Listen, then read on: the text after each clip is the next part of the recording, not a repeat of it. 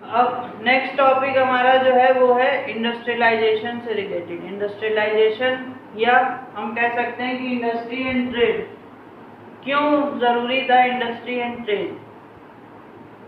जो हमारे इकोनॉमिस्ट थे उनका ऑब्जर्वेशन ये था कि जिस भी कंट्री का सेकेंडरी सेक्टर यानी कि इंडस्ट्रियल सेक्टर डेवलप्ड है, वहाँ पे क्या है, जीडीपी ज़्यादा है, वहाँ पे लोगों की जो पर कैपिटा इनकम है, स्टैंडर्ड ऑफ लिविंग है, वो बेहतर है।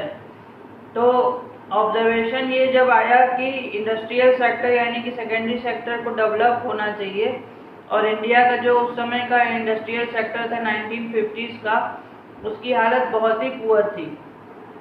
जो गवर्नमेंट थी वो न्यूली फॉर्म थी, 3 साल पहले ही इंडिपेंडेंट हुआ था इंडिया, और गवर्नमेंट के पास इतना पैसा नहीं था कि वो हर तरह की इंडस्ट्री खुद सेटअप कर सके। साथ ही साथ प्राइवेट सेक्टर की अगर बात की जाए तो प्राइवेट सेक्टर में कुछ लोगों के पास इतना पैसा था तो कि वो इंडस्ट्री सेटअप कर सकें, लेकिन उनको वो बिजनेस मतलब पॉइंट ऑफ व्यू से मार्केट उस लायक नहीं दिखता था कि वो अपना पैसा वहाँ पर इन्वेस्ट करें। तो फिर बात आती है कि इन्वेस्टमेंट क्यों करें, क्यों इंडस्ट्री लगाएं और कौन लगाएगा, सबसे बड़ी बात ये है।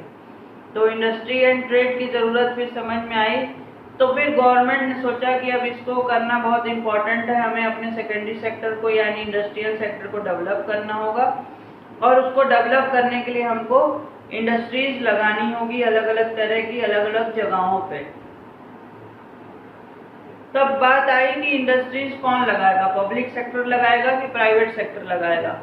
तो उसके बारे में अभी हम लोग ने बात किया कि पब्लिक सेक्टर के पास उतना पैसा नहीं था कि वो हर तरह की इंडस्ट्री खुद से सेटअप कर सके, क्योंकि गवर्नमेंट की फंडिंग उस समय उतनी नहीं थी। और प्राइवेट सेक्टर के पास कुछ लोगों के पास पैसा था भी, तो वो इन्वेस्ट करना नहीं चाहते थे क्योंकि वो उतना प्रॉफिटेबल उनको नज़र नहीं आता था। तो फिर बात आई कि अब कैसे क्या करें। तो गवर्नमेंट ने जो है उस समय इंडस्ट्रियल पॉलिसी रेजोल्यूशन लाया 1956 में। इंडस्ट्रियल पॉलिसी रेजोल्यूशन 1956 ने क्या किया, एक मेजर चेंज लाया हमारे इंडस्ट्रियल सेक्टर में, और उसमें इन्होंने क्या किया, पूरी इंडस्ट्रीज को, पूरे इंडस्ट्रियल पार्ट को इन्होंने 3 पार्ट्स में डिवाइड कर दिया। एक सेट ऑफ इंडस्ट्रीज जो है वो सिर्फ और सिर्फ पब्लिक सेक्टर यानी कि गवर्नमेंट देखती थी पूरी तरह से। एक सेक्टर ऑफ इंडस्ट्रीज को जो है गवर्नमेंट और पब्लिक सेक्टर और प्राइवेट सेक्टर, गवर्नमेंट और प्राइवेट सेक्टर मिल करके देखते थे, और एक सेक्टर उन्होंने छोड़ दिया सिर्फ और सिर्फ प्राइवेट सेक्टर के लिए। प्राइवेट जो भी प्लेयर्स उसमें अपना इन्वेस्टमेंट करना चाहें, उसमें अपनी इंडस्ट्री लगाना चाहें, वो लगा सकते थे। तो इंडस्ट्रियल पॉलिसी रेजोल्यूशन जो आया 1956 का, उसमें इंडस्ट्रीज को 3 तरह की इंडस्ट्रीज में डिवाइड किया गया, जिसको कि हम लोग public sector enterprises, private sector enterprises और जॉइंट सेक्टर इंटरप्राइजेस के नाम से जानते हैं, जिसमें कि दोनों का रोल होता है। ये किया गया रीजनल इनइक्वालिटी को हटा के रीजनल इक्वालिटी को लाने के लिए। रीजनल इक्वालिटी क्या है, हर स्टेट में डेवलपमेंट जो है वो बराबर तरह से हो, हर स्टेट में इंडस्ट्रीज लगें, हर स्टेट में जो है हर तरह की इंडस्ट्री पॉसिबल हो तो लगे। ऐसा ना हो कि कोई एक स्टेट उस चीज़ में आगे निकल जाए, सिर्फ उसी के पास वो चीज़ें हो, उस इंडस्ट्री का खाली वही स्टेट ओनर रहे और बाकी स्टेट्स को वो इंडस्ट्री ना मिल पाए, या बाकी स्टेट में उस तरह की इंडस्ट्रीज ना लग पाए। तो रीजनल इक्वालिटी लाने के लिए ऐसा किया गया, इंडस्ट्रीज को इन 3 टाइप्स में बांटा गया, और वो जो था हमारा इंडस्ट्रियल पॉलिसी रेजोल्यूशन के तहत ऐसा काम किया गया। उसके बाद फिर क्या हुआ, एक और 1995 में एक काम हुआ था, 1955 में एक काम हुआ था स्मॉल स्केल इंडस्ट्रीज को लेकर के। लार्ज स्केल इंडस्ट्रीज के लिए तो ये सेटअप कर दिया गया कि कुछ पब्लिक सेक्टर लगाएंगे, कुछ प्राइवेट और कुछ दोनों मिल करके, लेकिन कुछ स्मॉल स्केल इंडस्ट्रीज थी जो कि बहुत ही छोटे खर्चों पे और छोटे सेटअप में तैयार हो जाती थी।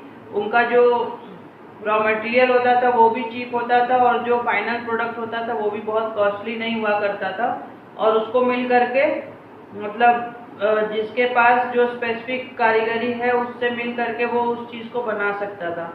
तो जैसे जूट के बैग्स आते हैं, तो जूट के बैग्स क्या है, एक स्मॉल स्केल इंडस्ट्री के अंडर में आता है। ये कोई प्रोडक्शन बहुत बड़े लेवल पे नहीं होता है। जिसको ये बिनने आता है जूट का बैग, वो different types, different shape, different colours में उस जूट बैग को बना सकता है। तो इन तरह के जो आर्टिस्टिक वर्क्स थे, जो डिफरेंट हमारे इंडिया के जो डिफरेंट रीजन्स में डिफरेंट तरह की चीज़ें मिलती थी, इस तरह की स्मॉल स्केल इंडस्ट्रीज के अंडर में उसको लाया गया और उस स्मॉल स्केल इंडस्ट्रीज को प्रमोट करने के लिए फिर बहुत से स्टेप्स उठाए गए, जिससे कि हमारा इंडस्ट्रियल डेवलपमेंट होना शुरू हो गया। एक स्मॉल स्केल लेवल पे जो छोटी इंडस्ट्रीज थी वो भी डेवलप करना शुरू करी, और एक लार्ज इंडस्ट्रीज जो बड़ी बड़ी इंडस्ट्रीज होती थी जिसमें हैवी इन्वेस्टमेंट चाहिए होते थे, वो भी डेवलपमेंट उनका इंडस्ट्रियल पॉलिसी रेजोल्यूशन के तहत शुरू हो गया। तो इंडस्ट्रियलाइजेशन जो है इंडिया में 1955-56 से आया, और इंडस्ट्रियलाइजेशन की ज़रूरत महसूस इसीलिए हुई क्योंकि जो हमारा प्राइमरी सेक्टर था, एग्रीकल्चर सेक्टर था, उसकी हालत बहुत ही ख़राब थी।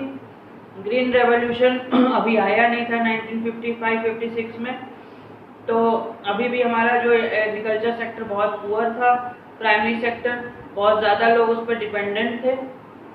और इकोनॉमिस्ट का ऑब्जर्वेशन ये आया कि जब भी कोई कंट्री डेवलप करती है, डेवलप्ड होती है, तो उसका सेकेंडरी और टर्शरी सेक्टर जो है वो हाईली डेवलप्ड होता है, तभी वो कंट्री डेवलप कर पाती है। और इंडिया में क्या था, सब लोग प्राइमरी सेक्टर में लगे हुए थे, सेकेंडरी और टर्शरी की तरफ एकदम भी ध्यान नहीं था लोगों का।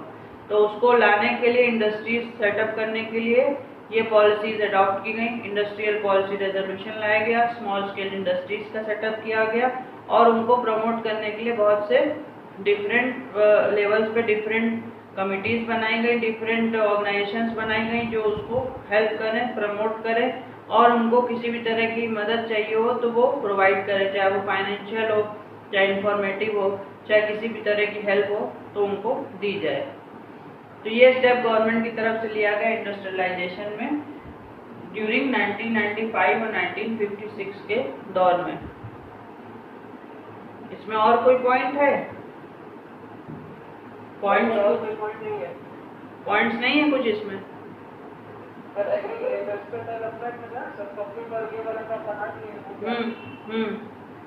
तीन पॉइंट्स में है हमारे पास, जो है पब्लिक और private sector, industrial policy resolution और स्मॉल स्केल इंडस्ट्री, तीन पार्ट में दिया हुआ है हमारे पास में।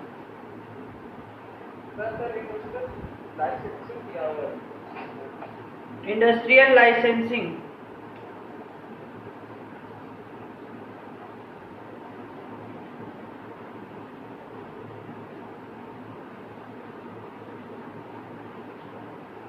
इंडस्ट्रियल लाइसेंसिंग में क्या किया गया कि इंडस्ट्रीज को लाइसेंस प्रोवाइड करने लगा गवर्नमेंट ने, कि जिससे लाइसेंस लेके कोई भी उस काम को स्टार्ट कर सकता है।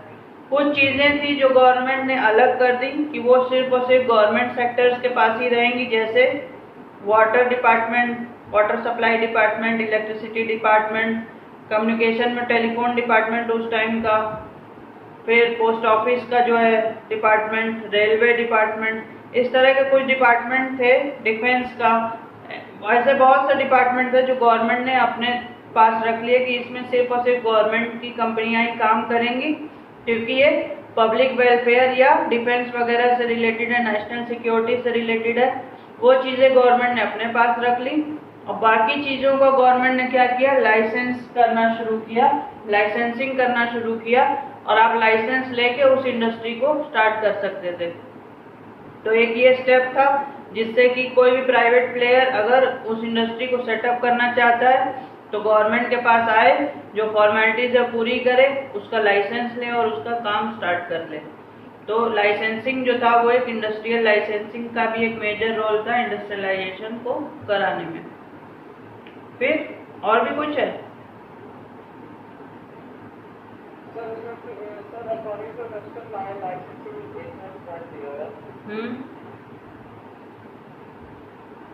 क्या है पॉइंट?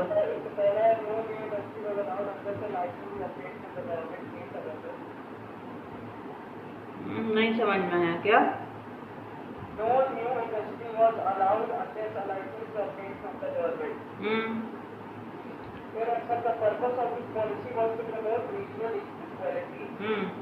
बस। तो इस पॉलिसी के तहत 2 पॉइंट्स निकल कर के आए। पहला पॉइंट यही था कि कोई भी प्राइवेट प्लेयर जो है या प्राइवेट सेक्टर है वो अपने मन से किसी भी चीज़ की इंडस्ट्री नहीं लगा सकता है विदाउट टेकिंग लाइसेंस या permission from the government. Government से परमिशन या लाइसेंस लेकर के भी वो इंडस्ट्री लगा सकता है इस पॉलिसी के तहत। और दूसरा था कि रीजनल इक्वालिटी को प्रमोट करने के लिए ऐसा किया गया। इससे यह है कि गवर्नमेंट उसी जगहों पे उसकी परमिशन देगी जहाँ पे वो चीज़ नहीं है। जहाँ पे पहले से वो इंडस्ट्री है तो मे भी गवर्नमेंट वहाँ पे उसकी परमिशन ना दे, दूसरे स्टेट या दूसरे रीजन में अगर कोई लगाना चाहता है तो उसमें परमिशन में भी दे दे। तो गवर्नमेंट खुद देखेगी कि कहाँ पे इक्वालिटी की ज़रूरत है तो वहाँ पे प्रमोट करेगी उन चीज़ों का सेटअप करना, उन इंडस्ट्रीज़ को लगाना। तो रीजनल इक्वालिटी जो कि ओवरऑल इसमें था ही, इंडस्ट्रियल पॉलिसी रेजोल्यूशन में था रीजनल इक्वालिटी लाना, और इंडस्ट्रियल लाइसेंसिंग ने उसको और फर्दर उसमें आके मदद किया, उसमें हेल्प किया कि रीजनल इनइक्वालिटी जो है वो हटे और रीजनल इक्वालिटी जो है वो स्टैब्लिश हो सके ऑल ओवर द कंट्री। और साथ ही साथ कोई भी इंडस्ट्री लगाने के लिए लाइसेंस लेना ज़रूरी था प्राइवेट सेक्टर के लोगों के लिए। फिर बस ठीक है।